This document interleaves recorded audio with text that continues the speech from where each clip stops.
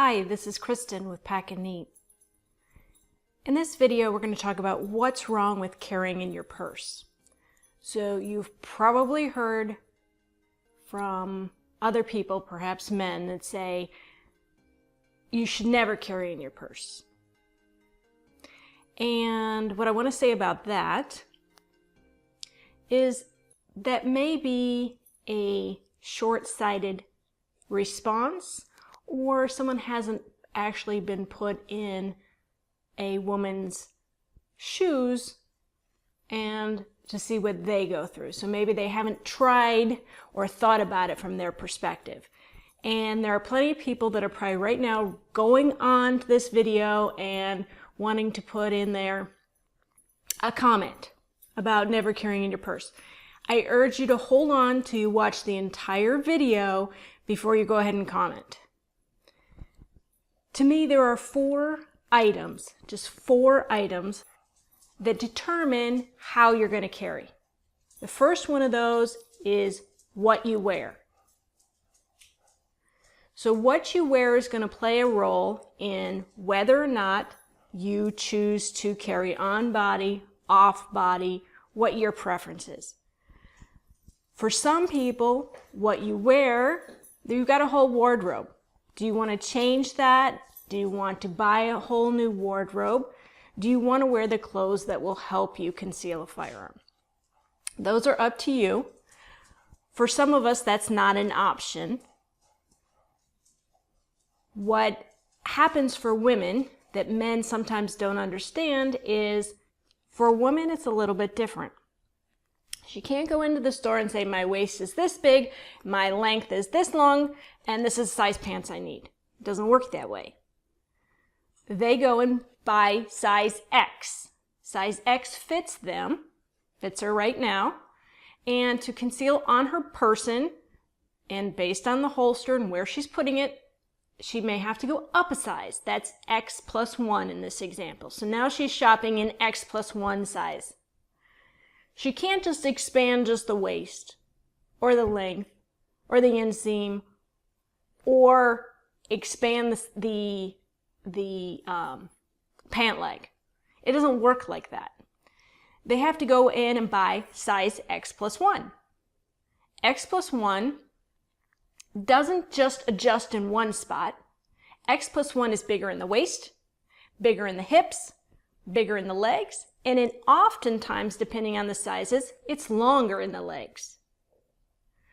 So to conceal and cover this one area, now everything else is completely out of balance. So sometimes men do not understand the issues that women have when it comes to carrying, especially when they say it can only be on body. Well, the men will just go buy a bigger size waist in their jeans or pants, but it doesn't work that way for women. So the first thing to consider is, what do you wear? Do you wear skirts? Ankle holster, probably not a good idea. Do you wear shorts? Not going to be an option. So what you wear is going to be a big determining factor in where you carry. The next thing is where you go. So what I mean by that is, where are you going during the day when you're carrying? Are you going to have to be able to get this off of you quickly? Like, do you go in and out of the post office? Is that part of what you do? Do you go to a federal building? Where are you? Are you in an office setting where maybe they haven't brought up concealed carry? More like don't ask, don't tell, but you may be bending over, picking up stuff all day. You might have a chance to show that firearm. And in some states, I realize that's not a problem, but for a lot of states that is. And we're talking about concealed carry, that means concealed. That means nobody knows that you have it. If they can tell you have it, it's not concealed. So we're specifically talking about concealed carry. So where you go leads into what do you do? What do you do? What is your day-to-day action? What do your day-to-day actions look like? Are you a mom? Are you not a mom? Do you have little ones? Do you work closely with other people? Do you share space with other people? So all those come into consideration with what you do, basically what you do for a living or what you do daily, that will also determine where you're going to carry. Maybe you're somewhere where you have to change your clothes often. I'm not sure, but there are things in different professions that can dictate what you can and can't use for concealed carry. Last but not least, body, style, type, and condition. So body style and type, we get that. If a woman is very thin, she's going to have a very hard time concealing that firearm on her person. I guess because the frame is smaller, there's not extra places to put that. So a woman that is very thin is going to have a problem. A shorter woman is also going to have a problem, just because there's less body to use to conceal it. And additionally, and I'm not going to exclude anyone here, lots of different reasons for women who have issues. Sometimes chest size plays a role in what you can and can't use to conceal carry. Last but not least is the condition. So what I mean by that is maybe well, I know for a fact there are both women and men who have some form of handicap, disability, whatever term you want to use, that they can't necessarily do something that you can do.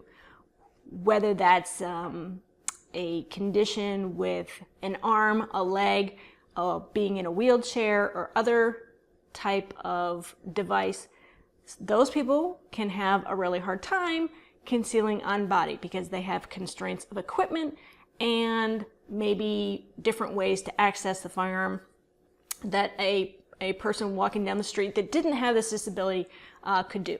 So performing that carry actions or being able to conceal it on your body is the fourth constraint. So for some women, me included, off-body carry is my preferred method. I'm a believer in being consistent. So if you have an outfit one day that's on body and the next day not on body and the next day on the ankle and the next day on your back and the next day on your thigh, you might forget where it is. Where is that firearm when you need it? So keep that in consideration and try to put yourself into somebody else's shoes and realize one blanket statement of you should never carry in your purse is maybe not for everyone. If you're somebody who sets your purse down and walks away, not for you. If you're somebody who is careless with it or doesn't take on the responsibility that there's a firearm there, not for you. Each person needs to be comfortable and have it. It's funny, over the years that I've been doing this, when I first started, I heard many men, especially men, and I'm going to pick on men for a minute because I don't think they always understand the obstacles women are up against when it comes to concealed carry. I heard, definitely never carry on body. Never, never, I'm never going to recommend it. Well, those same instructors, trainers, and men have come back to me and said, okay, I get it. Women are going to do this anyway. Let me show them how to do it the right way. So there is a transgression, I guess you could say, that they have opened their mind and looked at it from the woman's perspective to realize maybe this blanket statement shouldn't apply to everybody. Let me walk in their shoes for a minute. So we're coming to the end of this video. If you want to add a comment, now feel free, go ahead.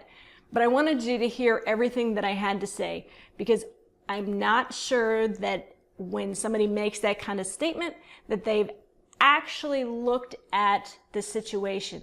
There are people who absolutely cannot carry on body. I gave you 4 reasons to consider. Those same reasons, maybe they can't. One of those reasons. So thanks for watching this video, and I hope that explains a little bit more about why a woman would want to carry on body. Thanks for watching.